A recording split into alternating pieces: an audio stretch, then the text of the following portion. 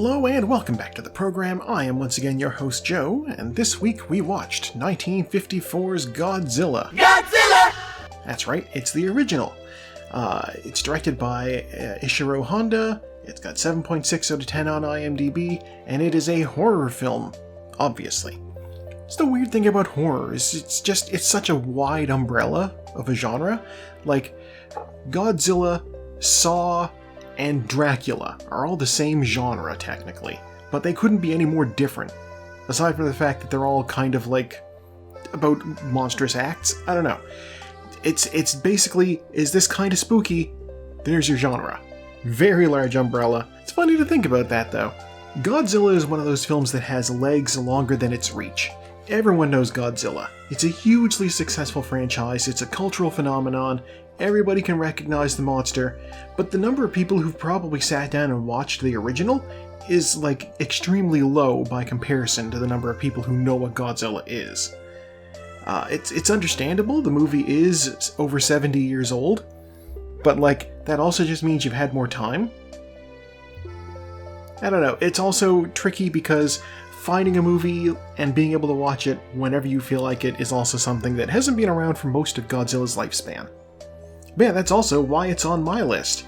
I could have chosen anything from the 1950s. That is the category it's in. Movie from the 1950s. I decided I would go with Godzilla because I hadn't seen it, and I felt that was kind of a bit of a gap where it is such a big deal. I've seen a bunch of the modern films. I owned the Godzilla 98 soundtrack. It's the most 90s compilation album you've ever seen. But I hadn't done the original, so I figured, let's plug that hole, let's see what this is about. So first off, let's talk about the elephant's foot in the room.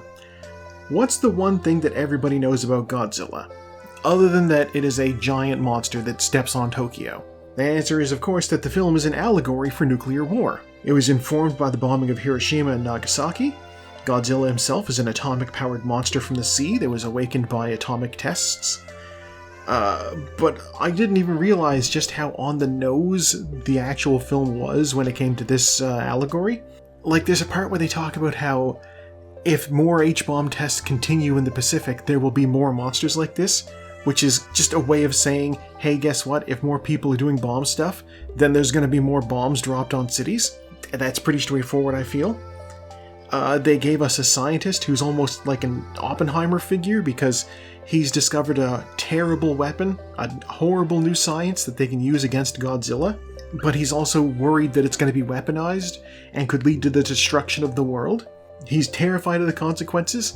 His invention is something called the Oxygen Destroyer. It does what it says, it just obliterates oxygen. They use it to suffocate Godzilla in the ocean. And obviously, if you were to just drop an oxygen destroyer in a city, guess what? Suddenly, you have all this infrastructure still intact, and all these people dead.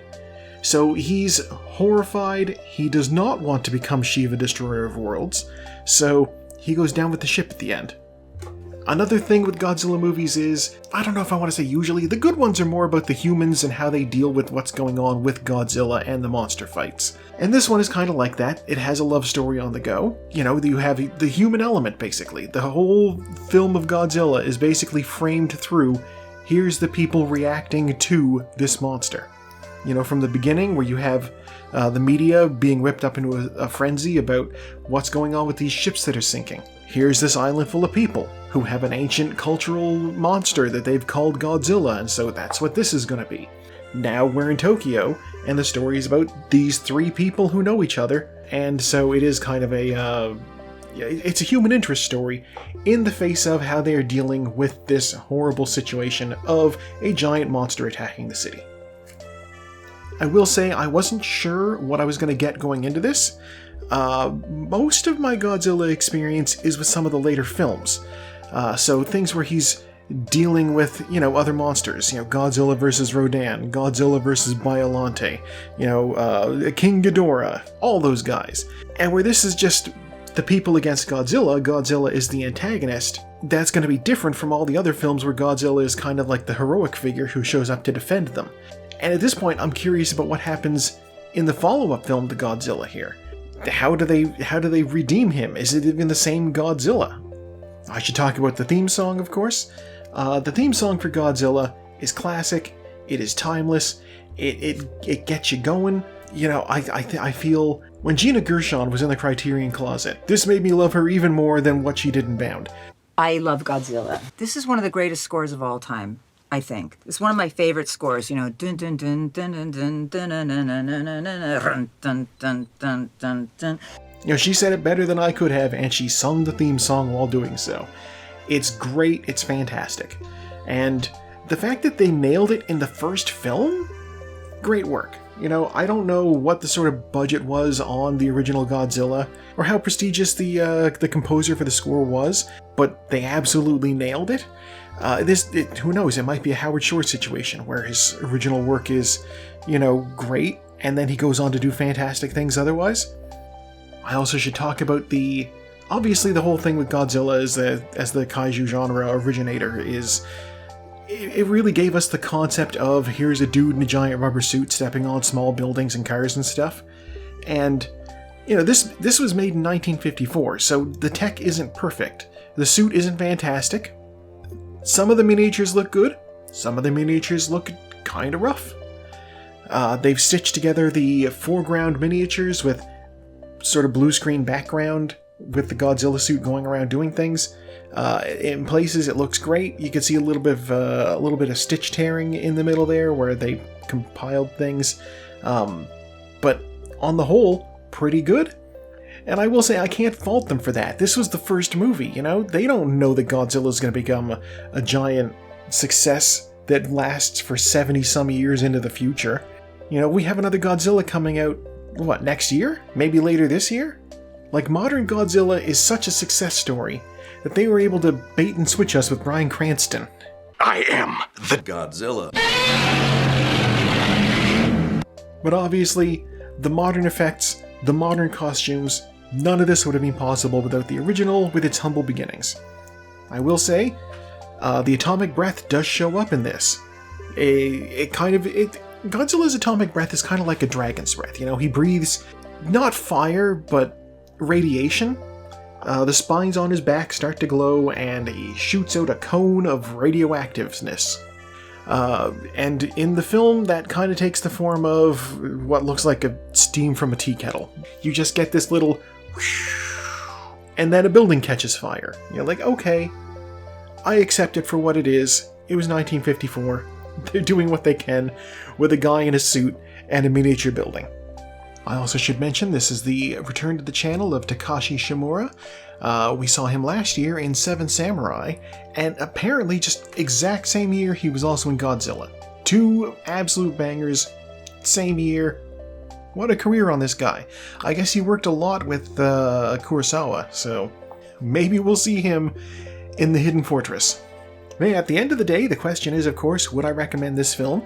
And I think for all of the above reasons, yes, I definitely would. Godzilla is a huge franchise. You've all heard of it. It's the one Japanese film everybody's heard of. I went around the office and I was like, I'm watching a Japanese movie, and people are like, I don't know any Japanese films, Joe. And I'm like, you know this one. And they all did. And they all said, oh, right, of course, Godzilla. Yeah, it's a great cautionary tale. It's entertaining. It's not that long.